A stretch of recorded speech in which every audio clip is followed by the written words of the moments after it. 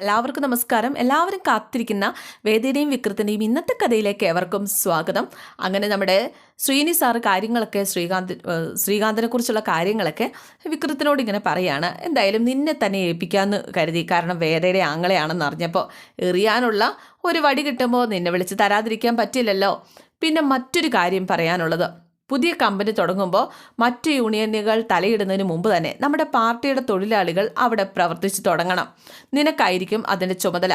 അമ്മായിയച്ഛൻ്റെ കമ്പനിയിൽ യൂണിയൻ നേതാവ് കളിക്കുന്ന ഒരു രസമായിരിക്കൂടോ എന്നൊക്കെ ശ്രീനി ഇങ്ങനെ പറയുകയാണ്. അതിനുശേഷം ബാക്കിയുള്ളവരോട്, അതായത് പരാതി വന്ന് പറഞ്ഞ ആളോട് പറയാണ്, നമുക്കെല്ലാം ശരിയാക്കാൻ പേടിക്കൊന്നും വേണ്ട, നിങ്ങൾ പൊക്കോ എന്ന് പറഞ്ഞു. എന്നാൽ വിക്രം പൊക്കോ, ഇതൊന്ന് വേഗം അവസാനിപ്പിച്ചു കൊടുത്തേരെ. അങ്ങനെ വിക്രം അവിടെ നിന്ന് പോവുകയാണ്. പിന്നെ കാണിക്കുന്നത് വേദയുടെ സ്വന്തം വീടാണ് കേട്ടോ. അവിടെ മുത്തശ്ശി ഇങ്ങനെ പൂജ ചെയ്യുകയൊക്കെ ചെയ്യുകയാണ്. അപ്പോൾ വർഷയുണ്ട്, അതുപോലെ വർഷയുടെ അമ്മയും ദീപ്തിയും, അതുപോലെ ദീപ്തിയുടെ അമ്മയും വേദയുടെ അമ്മയൊക്കെ ഉണ്ട് കേട്ടോ. ഇതൊക്കെ കഴിഞ്ഞിട്ട് പറഞ്ഞു, എന്തായാലും വർഷയ്ക്ക് നല്ല കുഞ്ഞു പറക്കട്ടെ എന്നൊക്കെ പറഞ്ഞ് മുത്തശ്ശി ഇങ്ങനെ അനുഗ്രഹിക്കുകയാണ്. മാത്രമല്ല വർഷയുടെ അമ്മയോട് പറഞ്ഞു, ഗായത്രി നീ ഭാഗ്യമുള്ളവളാണ്. കാരണം നിൻ്റെ കുഞ്ഞിൻ്റെ പ്രസവം എടുക്കാനും ആ കുഞ്ഞിനെ സ്വീകരിക്കാനും കുഞ്ഞിന് വയം വരച്ചു കൊടുക്കാനും ഒക്കെ നിനക്ക് സാധിക്കുന്നുണ്ടല്ലോ. ആ യോഗം പത്മത്തിനില്ലാതെ പോയല്ലോ. അങ്ങനെ കരുതണ്ട. വേദ മാത്രമല്ലേ ഈ കുടുംബത്തിൽ നിന്ന് ഇറങ്ങിപ്പോയിട്ടുള്ളൂ. ഇനി ദീപ്തി ഉണ്ടല്ലോ. പത്മയ്ക്ക് ആ ഭാഗ്യം ദീപ്തിയിലൂടെ അനുഭവിക്കാം. അല്ലേ ദീപ്തി? ദീപ്തി ഒന്നും മിണ്ടുന്നില്ല കേട്ടോ. വർഷയെ കൂട്ടിക്കൊണ്ട് വരാൻ തീരുമാനിച്ചപ്പോൾ ദർശൻ എൻ്റെ കൂടെ വന്നത് ആ കാര്യം കൂടി നമുക്ക് സംസാരിക്കാൻ വേണ്ടിയിട്ടാണ്, നേരിട്ട് തന്നെ സംസാരിക്കാൻ. അന്ന് ദർശന് വേണ്ടി ദീപ്തിയെ പ്രപ്പോസ് ചെയ്തപ്പോൾ ആദ്യം ദേഷ്യപ്പെട്ടിറങ്ങിപ്പോയതെന്നാണ് ഞാൻ വിചാരിച്ചത്. പക്ഷേ അങ്ങനെയല്ല. അവനോട് ചോദിക്കാതെ ഞങ്ങൾ അങ്ങനെ ഒരു ആലോചന മുന്നോട്ട് വെച്ചു. അതിലവന് പരിഭവം ഉണ്ടു, അതിൽ ചീത്ത പറയുകയും ചെയ്തു. പക്ഷേ പേടിച്ചിങ്ങനെ ഇരിക്കുക കേട്ടോ നമ്മുടെ ദീപ്തി. കൂടുതൽ ആലോചിച്ചപ്പോൾ അതാ നല്ലതെന്ന് അവനും തോന്നിക്കാണും. അല്ലെങ്കിലും പേര് കൊണ്ട് ചേർച്ച ഇവർ തമ്മിലാണല്ലോ, ദർശനും ദീപ്തിയും. അല്ലേ പത്മം? ദീപ്തി ദേഷ്യപ്പെട്ട് അങ്ങോട്ട് പോവുകയാണ് കേട്ടോ. ദീപ്തിക്ക് ഒരിക്കലും അംഗീകരിക്കാൻ പറ്റുന്ന ഒന്നല്ല ഇത്. ഇതേ സമയം താഴെ ആണുങ്ങളൊക്കെ കൂടിയിരുന്ന് ഇങ്ങനെ സംസാരിക്കുക. ശ്രീകാന്ത് ഉണ്ട്, ജസ്റ്റിസ് ഉണ്ട്, അതുപോലെ തന്നെ നമ്മുടെ ദർശനും ഉണ്ട്. ദർശൻ്റെ അരികിലേക്കാണ് ദീപ്തി നേരെ ചെന്നത്. ഈ തീരുമാനം ദർശൻ ചേട്ടനും കൂടെ അറിഞ്ഞിട്ടെടുത്തതാണോ? അപ്പോൾ ദീപ്തി ഇരുന്നേ, ഞാൻ ചോദിച്ചതിന് ഉത്തരം പറ എന്ന് പറഞ്ഞു. അപ്പോഴേക്ക് ബാക്കി എല്ലാവരോടും ഇറങ്ങി വന്നു. ദീപ്തിയോട് മാത്രമല്ല എല്ലാവരോടും കൂടി ഉത്തരം പറയാനാണ് ഞാൻ വന്നത്. ഈ വിവാഹത്തെക്കുറിച്ച് എൻ്റെ നിലപാട് എന്താണ് ദീപ്തിയോടാണ് ആദ്യം പറയണമെന്ന് എനിക്ക് തോന്നി. എനിക്ക് ഈ വിവാഹത്തിന് സമ്മതമല്ല ദീപ്തിക്ക് ഒത്തിരി സന്തോഷമായി. ഗായത്രിയും വർഷയ്ക്ക് അന്തം വിട്ടിങ്ങനെ നിൽക്കുക കേട്ടോ. ദീപ്തിയോട് സംസാരിക്കണമെന്ന് ഞാൻ പറഞ്ഞപ്പോൾ അമ്മ വിചാരിച്ചത് ഞാൻ വിവാഹത്തിന് സമ്മതിച്ചു എന്നല്ലേ? വീട്ടുകാരെല്ലാവരും തീരുമാനിച്ച് നടത്തേണ്ട ഒന്നാണോ അമ്മ വിവാഹം? ആണോ? അമ്മ നേരത്തെ തീരുമാനിച്ച് നിശ്ചയം നടത്താനിരുന്നതല്ലേ? എന്നിട്ടുണ്ടായി അവസാന നിമിഷം വേദ തീരുമാനം മാറ്റിയില്ലേ? അതങ്ങനെയൊക്കെ സംഭവിച്ചു പോയതുകൊണ്ടല്ലേ? അതെ, സംഭവിച്ചത് കൊണ്ടല്ല ഞാൻ പറയുന്നത്. അവിടെ വേദ എടുത്ത തീരുമാനത്തെക്കുറിച്ചാണ് ഞാൻ പറയുന്നത്. ഇങ്ങനെ ഒരാലോചനയ്ക്ക് തയ്യാറായി ദീപ്തി സമ്മതിക്കില്ല എന്ന് എനിക്കറിയാമായിരുന്നു. വേദയെപ്പോലെ ഇവളും സ്വന്തമായിട്ട് തീരുമാനവും നിശ്ചയവുമുള്ള കുട്ടിയാണ്. ഇനി നിങ്ങളെല്ലാവരും കൂടി ദീപ്തിയെ കൊണ്ട് ഇതിനെ സമ്മതിപ്പിച്ചാലും ഞാൻ അതിന് തയ്യാറാവില്ല. കാരണം ഞാൻ ദീപ്തിയെ എല്ലാ കാലത്തും എൻ്റെ അനിയത്തിയായിട്ടേ കണ്ടിട്ടുള്ളൂ എന്നും അതങ്ങനെ തന്നെ ആയിരിക്കുകയും ചെയ്യും. ദീപ്തിക്കും സന്തോഷമായി, ജസ്റ്റിസിനും പത്മയ്ക്കും എല്ലാവർക്കും സന്തോഷമായി. വർഷയുടെ അമ്മയ്ക്കും മാത്രം താല്പര്യമില്ല കേട്ടോ. ദർശൻ പറഞ്ഞു, നിശ്ചയിച്ചുറപ്പിച്ച വിവാഹത്തിൽ നിന്നും വേദ പിന്മാറിയപ്പോൾ നമുക്ക് നാണക്കേടുണ്ടായി എന്നുള്ളത് സത്യമാണ്. അതിനുള്ള പ്രതിവിധി അവളുടെ അനിയത്തി വിവാഹം കഴിക്കുക എന്നുള്ളതല്ല. അങ്ങനെ ചെയ്താൽ വിക്രം വേദയോട് കാണിച്ച അതേ അക്രമം തന്നെയായിരിക്കും ഞാൻ ദീപ്തിയോടും ചെയ്യുന്നത്. അപ്പോഴേക്കും ഗായത്രി പറഞ്ഞു, അതിന് വേദ അത് അക്രമമായിട്ടല്ലല്ലോ കാണുന്നത്, അനുഗ്രഹമായിട്ടല്ലേ? മനുഷ്യരുടെ മനസ്സല്ലേ, ഓരോരുത്തരും ചിന്തിക്കുന്നത് എങ്ങനെയാണെന്ന് നമുക്ക് മുൻകൂട്ടി ചിന്തിക്കാൻ പറ്റില്ലല്ലോ. കുറച്ച് ദിവസം ഞാൻ കാരണം ദീപ്തി വിഷമിച്ചുല്ലേ? Sorry Deepthi, sorry. Thank you ഏട്ടാ, താങ്ക് യു, ഒരുപാട് താങ്ക് യു. അപ്പോൾ ഇതോടെ ഈ ചാപ്റ്റർ ഇവിടെ അവസാനിച്ചു. ഇനി നമുക്ക് വർഷയെ വീട്ടിലേക്ക് കൂട്ടിക്കൊണ്ടു പോകാനുള്ള ചടങ്ങ്. അപ്പോൾ ചടങ്ങൊന്നുമില്ല, മനസ്സറിഞ്ഞ് നന്നായിട്ട് പ്രാർത്ഥിച്ചിട്ടാണ് പറഞ്ഞു വിടുന്നത്. രാഹുകാലം തുടങ്ങുന്നതിന് മുമ്പ് നിങ്ങൾ വീടെത്താൻ നോക്കുക. അപ്പോഴേക്കും നിൻ്റെ ബാഗും സാധനങ്ങളൊക്കെ എടുത്തോ എന്ന് ഗായത്രി വർഷയോട് ചോദിക്കുകയാണ്. അതൊക്കെ നേരത്തെ എടുത്ത് വെച്ചിട്ടുണ്ട്. എന്നാൽ ഞങ്ങൾ ഇറങ്ങട്ടെ? എന്തായാലും 7-ാം മാസത്തിലൊരു ചടങ്ങിന് വീട്ടിലേക്ക് കൂട്ടിക്കൊണ്ട് പോകുന്നു എന്ന് കരുതിയാൽ മതി. ഡെലിവറി കഴിയുന്നവരെ അവിടെ തന്നെ നിൽക്കണമെന്നൊന്നുമില്ല എന്ന് ജസ്റ്റിസ് പറഞ്ഞു. ഇടയ്ക്ക് വരാച്ച. അല്ല പത്മം കൂടി പോകുന്നില്ലേ? ഞങ്ങൾ പോകുന്നുണ്ട്, ഞാനും അമ്മയും പോകുന്നുണ്ട്. എന്നാ ശരി. പോകുന്നതിന് മുമ്പ് നമ്മുടെ ജസ്റ്റിസ് ദർശനോട് പറഞ്ഞു, മോനും ഗായത്രിയും കൂടെ അന്ന് വന്ന് പെട്ടെന്നൊരു പ്രപ്പോസലിനെ കുറിച്ച് പറഞ്ഞപ്പോൾ ഞാനും ആദ്യം 50 പോരുന്നു. ഞാൻ മാത്രമല്ല എല്ലാവരും. അങ്ങനെ ഒരു ബന്ധം ദീപ്തി ആഗ്രഹിച്ചിട്ടില്ല എന്നും ഞങ്ങൾക്ക് എല്ലാവർക്കും അറിയാമായിരുന്നു. അപ്പോഴും നിങ്ങൾക്ക് അനുഭവിക്കേണ്ടി വന്ന അപമാനത്തിൻ്റെ ആഴം ഞങ്ങൾക്ക് അറിയാവുന്നത് കൊണ്ട് തന്നെ ഒന്നും പറഞ്ഞില്ല എന്ന് മാത്രമേ ഉള്ളൂ. ദർശൻ്റെ ജീവിതത്തെപ്പറ്റി ഗായത്രിക്കും ചന്ദ്രശേഖരനും വലിയ ആകുലതകളുണ്ട്. അത് സ്വാഭാവികവുമാണ്. അതുകൊണ്ട് ഇതുവരെ കഴിഞ്ഞതെല്ലാം കഴിഞ്ഞു എന്ന് തന്നെ ദർശൻ മനസ്സിലാക്കണം, വിചാരിക്കണം. ഞാൻ പറഞ്ഞതിൻ്റെ അർത്ഥം ദർശനം മനസ്സിലാവുന്നുണ്ടല്ലോ അല്ലേ? ഇനിയും വേദയെ അങ്കിൾ ദീപ്തിയുടെ ജീവിതത്തിലേക്ക് കടന്നു കയറില്ല എന്ന് ഉറപ്പ് കൊടുക്കാനാണ് ഞാൻ വന്നത്, അല്ലാതെ എൻ്റെ ജീവിതത്തെക്കുറിച്ച് ഉറപ്പ് കൊടുക്കാൻ വേണ്ടിയിട്ടല്ല. നമുക്ക് ആദ്യം വർഷയെ വീട്ടിലേക്ക് കൊണ്ടുപോകാം. ഇന്ന് അവളുടെ ദിവസമാണ്, അത് കഴിയട്ടെ. എന്നാൽ ഞങ്ങൾ ഇറങ്ങട്ടെ എന്ന് യാത്ര പറഞ്ഞ് എല്ലാവരും യാത്ര പറഞ്ഞ് വർഷയും കൊണ്ട് പോവാം. ആ സമയത്താണ് നമ്മുടെ ശ്രീകാന്തിൻ്റെ ഒരു കോള് വരുന്നത്. ഹലോ, ഞാൻ വിക്രം. എന്താടാ? വളരെ അത്യാവശ്യമായി പോയി, അർജൻറ്റായിട്ട് കണ്ടേ പറ്റുള്ളൂ, അതുകൊണ്ടാണ് വിളിച്ചത്. എന്താടാ? അതെ, അത്യാവശ്യമായിട്ടൊന്ന് കണ്ടേ പറ്റൂ, ഇല്ലെങ്കിൽ നഷ്ടം വലുതായിരിക്കും. എന്താടാ, ഭീഷണിയാണോ എന്ന് ശ്രീകാന്ത് ചോദിച്ചു കഴിഞ്ഞപ്പോഴേക്കും, നിന്നെയൊക്കെ ഭീഷണിപ്പെടുത്തി കാര്യങ്ങൾ സാധിക്കാൻ മാത്രം ഉച്ചാളിയാണ് ഞാനെന്ന് വിചാരിച്ചോ? ഇതൊരു തീർപ്പ് കൽപ്പിക്കാൻ വേണ്ടിയിട്ടാണ്. SK കൺസ്ട്രക്ഷൻ്റെ മാനേജിംഗ് ഡയറക്ടർ നീയാണെങ്കിൽ ഞാൻ പറയുന്നിടത്ത് നീ എത്തിയിരിക്കും, അല്ലെങ്കിൽ നീ വിവരം അറിയും മോനെ എന്ന് പറഞ്ഞ് കോള് കട്ട് ചെയ്തു കേട്ടോ. ജസ്റ്റിസ് തിരിച്ചു വന്നു കഴിഞ്ഞപ്പോഴേക്കും ശ്രീകാന്ത് പെട്ടെന്ന് ആ ഫോണും മറച്ച് പിടിക്കുകയാണ്. മനസ്സിലെ ടെൻഷനും മറച്ച് പിടിച്ച് മുഖച്ചിരിക്കാനായിട്ട് ശ്രമിക്കുക. എന്താടാ, ആരായിരുന്നു? അത് കൺസ്ട്രക്ഷൻ സൈറ്റിൽ നിന്നുള്ള കോളാണ്. കുഴപ്പമൊന്നും ഇല്ലല്ലോ അല്ലേ? ഇല്ല. അങ്ങനെ അച്ഛനങ്ങ് കയറിപ്പോയി. അച്ഛനെ അറിയിക്കാതെയാണ് ഇവർ കാര്യങ്ങളൊക്കെ നീക്കുന്നത്. എന്തായാലും നമ്മുടെ ശ്രീനി സാറിൻ്റെ കൂടെ കുറേയധികം അനുയായികളുണ്ടല്ലോ, അവർക്കൊന്നും ഇഷ്ടപ്പെട്ടിട്ടില്ല നമ്മുടെ വിക്രത്തെ യൂണിയൻ്റെ നേതൃത്വം ഏൽപ്പിച്ചു കൊടുക്കാനായിട്ടുള്ള ആ ഒരു തീരുമാനത്തെ. അവർ പതുക്കെ ഈ ശ്രീനി സാറിനെ ഒന്ന് ചുരണ്ടിപ്പറക്കി പറയുകയാണ്, അതെ, വിക്രത്തിന് പഴയൊരു ആ ഇമേജ് തന്നെയാണ് ഇപ്പോഴും ഈ നാട്ടിലൊക്കെ ഉള്ളത്. അപ്പോൾ അവന് തന്നെ യൂണിയൻ്റെ ഉത്തരവാദിത്വം കൊടുക്കണോ? ഇമേജ് ഗുണ്ടാന്ന് തന്നെയാണ്.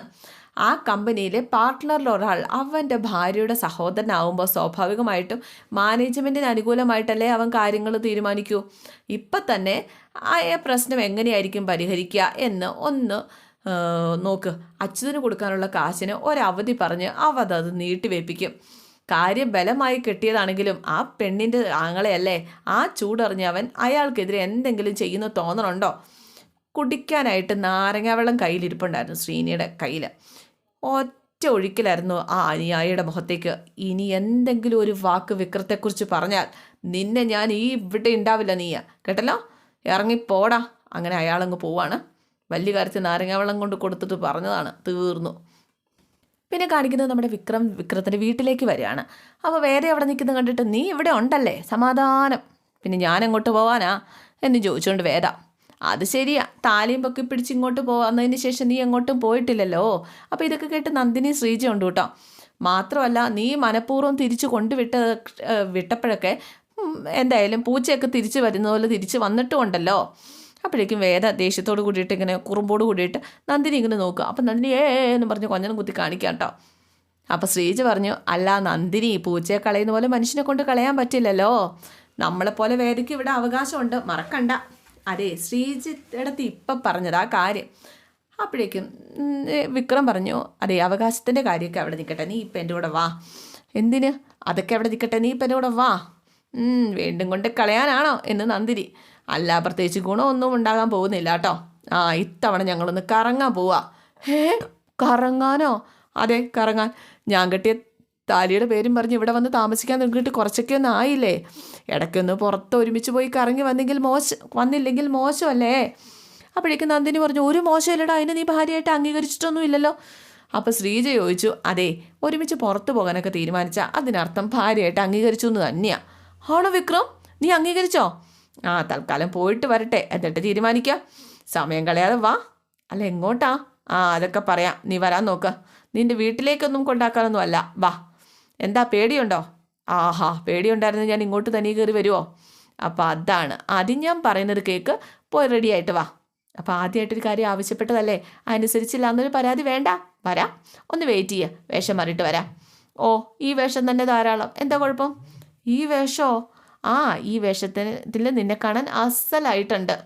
അയ്യേ, ഇവൻ ഇതെന്തോ ഈ പറയുന്നത്? എന്നാൽ പിന്നെ ചിരിച്ചോണ്ടങ്ങ് പറഞ്ഞൂടേ എന്ന് ചോദിക്കുകയാണ് വേദ. നീ ഒന്ന് വാടി ഇങ്ങോട്ട് എന്നും പറഞ്ഞ് കയ്യെ പിടിച്ച് വലിച്ചു. ചേടാ കയ്യിന്ന് വിട്, ഞാൻ വരുവല്ലേ. അങ്ങനെ അവൻ പോയി വണ്ടി കയറിട്ടോ. ഈ ഒരു മുടി ചെയ്യാൻ പോലും സമ്മതിക്കാതെ ഇത് എങ്ങോട്ടാ. അപ്പോഴേക്കും വിക്രം പറഞ്ഞു ഒരു ഷോയ്ക്ക് പോവാന്ന് അങ്ങ് വിചാരിച്ചോ. ഷോയോ എന്ന് മനസ്സിൽ ഓർത്തുകൊണ്ട് നന്ദിനി, ഈശ്വരാ ഇപ്പം മാറ്റിനിയുടെ സമയമാണല്ലോ, എന്നാ പിന്നെ അതങ്ങ് പറഞ്ഞൂടെ, ശ്രീജടത്തി സിനിമയ്ക്ക് ഞാൻ പോയിട്ട് വരാട്ടോ എന്നും പറഞ്ഞുകൊണ്ട് വേദ വണ്ടിയിലേക്ക് കയറിയിരുന്നു.